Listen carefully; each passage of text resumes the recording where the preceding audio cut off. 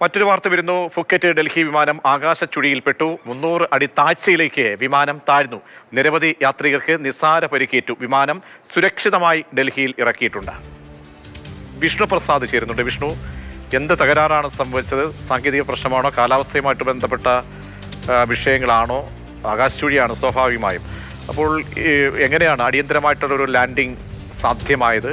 യാത്രക്കാർക്കേറ്റ പരിക്ക് സംബന്ധിച്ച് പ്രതീഷ്, ഫുക്കറ്റിൽ നിന്ന് ഡൽഹിയിലേക്കുള്ള എയർ ഇന്ത്യയുടെ AI 2379 എന്ന് പറയുന്ന വിമാനമാണ് ആകാശച്ചുഴിയിൽപ്പെട്ടത്. ലാൻഡിങ്ങിന് ശ്രമിക്കുമ്പോഴായിരുന്നു ഈ ആകാശച്ചുഴിയിൽപ്പെടുന്ന ഒരു സാഹചര്യം ഉണ്ടായത്. തുടർന്ന് വിമാനം 300 അടി താഴ്ചയിലേക്ക് അതിവേഗം താഴുകയായിരുന്നു. എന്തായാലും ഈ ഒരു താഴ്ചയിലാണ് കൂടുതൽ യാത്രക്കാർക്കും പരിക്കേറ്റിട്ടുള്ളത്. യാത്രക്കാർക്കും അതോടൊപ്പം തന്നെ വിമാനത്തിലെ ജീവനക്കാർക്കും പരിക്കേറ്റിട്ടുണ്ട്. ഇവിടെ വിമാനത്താവളത്തിലെ ഒരു മെഡിക്കൽ ഫെസിലിറ്റിയിൽ എത്തിച്ച് പ്രാഥമിക പരിശോധന നടത്തി വിശദമായ പരിശോധന ആവശ്യമുണ്ട് എന്ന് തോന്നുന്നവർ ആശുപത്രിയിലേക്ക് മാറ്റുകയും ചെയ്തിട്ടുണ്ട്. എന്തായാലും ആർക്കും ഗുരുതരമായ പരിക്കില്ല എന്ന് തന്നെയാണ് വ്യോമയാന കമ്പനി അറിയിച്ചിട്ടുള്ളത്. നിലവിൽ ഇവരുമായി എല്ലാം ബന്ധപ്പെട്ട ആവശ്യമായ എല്ലാ സഹായങ്ങളും നൽകുന്നുണ്ട് എന്നും എയർ ഇന്ത്യ അറിയിച്ചു. ഇത് കൂടാതെ ഇനി നടക്കുന്ന ഏതൊരു അന്വേഷണത്തിനോടും എയർ ഇന്ത്യ സഹകരിക്കുമെന്നും അറിയിച്ചിട്ടുണ്ട്.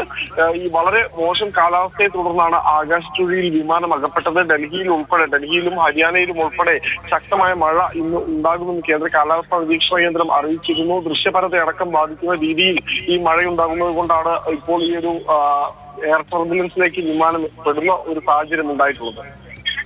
ശരി, വിഷ്ണുവാണ് വിവരങ്ങൾ നൽകിയത്. ആകാശച്ചുഴിയിൽ വിമാനം പെട്ടു. ലാൻഡിംഗ് പിന്നീട് സാധ്യമായി. നിസ്സാര പരിക്കാണുള്ളത് യാത്രക്കാർ.